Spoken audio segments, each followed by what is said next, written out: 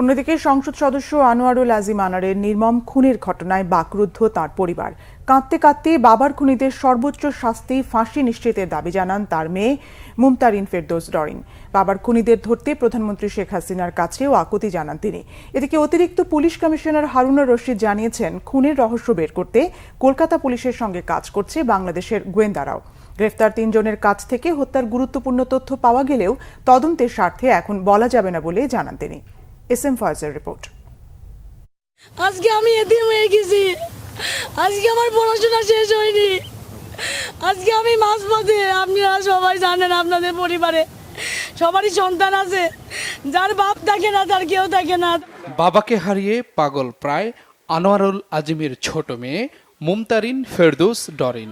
চিকিৎসা নিতে গিয়ে বাবা নির্মম হত্যার শিকার হবেন এমনটা ভাবতেও পারছেন না তিনি। বাবার সাথে সবশেষ ভিডিও কলে কথা বলার স্মৃতি হাতড়ে ফিরছেন ডরিন। আমার বাবা অনেক স্বপ্ন নিয়ে আমাকে এখানে পড়ার জন্য ভর্তি করেছে। আমি পরীক্ষাও দিয়েছি, আমার সামনে রেজাল্ট দেবে। সে আমার বলে গেছে, আমি ইন্ডিয়া থেকে এসে তোমার পরীক্ষার রেজাল্ট আমি চেক করব, তুমি কি করেছো। আমার কোনো কথাই সে রাখতে পারে, সে চলে গেছে। আপনারা শুধু আমার অনুরোধ, আমার বাবার এইটার বিচার করবেন। মাত্র কয়েকদিনের ব্যবধানে বাবাকে হারিয়ে যেন অথৈ সাগরে পড়েছেন ডরিন। বাবার খুনিদের প্রকাশ্যে সাজা নিশ্চিতের দাবি তার। আমার বাবার হত্যার বিচার চাই আমি। আপনারা এই বিষয়ে আমার সহযোগিতা করবেন, আপনারা নিউজ করবেন, আপনারা জানাবেন। আপনারা সারা বাংলাদেশ ও সারা ওয়ার্ল্ডের সব জায়গায় আপনারা আলোড়ন সৃষ্টি করে দেন। আমি প্রকাশ্যে তাদের মৃত্যু দেখতে চাই। আমাকে এভাবে এতিম করে দিল। মাননীয় প্রধানমন্ত্রীর মেয়ের মতন, সে আমার মায়ের মতন। আমি তার দৃষ্টি আকর্ষণ করতে চাই। সে আমাকে যথেষ্ট হেল্প করছে।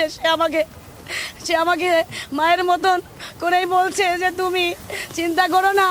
এদিকে আজিম হত্যার ঘটনাকে বেশ গুরুত্ব দিয়ে তদন্ত করা হচ্ছে বলে জানিয়েছেন অতিরিক্ত পুলিশ কমিশনার হারুনুর রশিদ। আমরা ইন্ডিয়ান পুলিশের সাথে কাজ করছি এবং আমাদের কাছে কয়েকজন আছে, তাদের সাথে আমরা প্রতিক্ষণেই কথা বলছি, অনেক তথ্য পাচ্ছি। একজন বাংলাদেশি পার্লামেন্ট মেম্বারকে যেভাবে বাংলাদেশের কিছু অপরাধীরা যেভাবে নৃশংস হত্যা করেছে, আমরা কয়েকজনকে আইনের আওতায় নিয়ে আসছি। বাকি যারা রয়েছে প্রত্যেককে আমরা আইনের আওতায় নিয়ে আসবো এবং বিচারের মুখোমুখি আমরা দাঁড় করাবো। এটা আমাদের তদন্ত চলছে। এটা কোনো পারিবারিক, আর্থিক অথবা কোনো এলাকার দুর্বৃত্তায়নদেরকে দমন করার ফলে এরকম কোনো ঘটনা, সব কিছুই আমরা তদন্তের আওতায় আমরা নিয়ে আসছি। ভারতের মাটিতে বাংলাদেশি এমপি খুনের রহস্য শীঘ্রই উদ্ঘাটন হবে আশা গোয়েন্দাদের। এসএম ফয়েজ, বাংলা ভিশন, ঢাকা।